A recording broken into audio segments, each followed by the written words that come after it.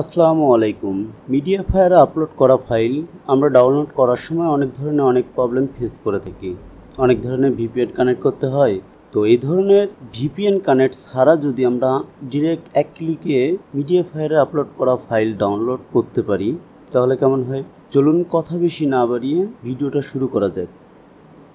Realme C15 এই একটা phone আমি ফ্ল্যাশ করব।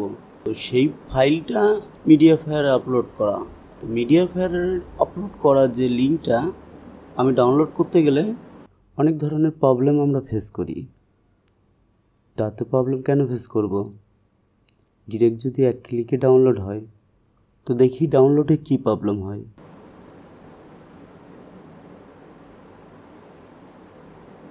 বন্ধুরা, অনেক সময় ধরে লোডিংয়ে থাকলো, তারপরেও কিন্তু ফাইলটা আইডিএমে ধরতেছে না বা ডাউনলোড হচ্ছে না। এই ধরনের প্রবলেম ফেস করি। তো এই প্রবলেম ফিক্সড করার জন্য এখান থেকে লিঙ্কটা যদি কপি করে নিয়ে গুগলে গিয়ে সাইট proxysite.com।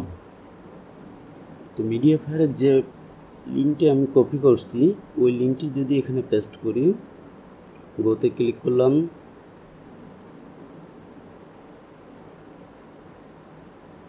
এখান থেকে ডাউনলোডে ক্লিক করলে ডিরেক্ট আইডিএমে ফাইলটি ডাউনলোড হবে।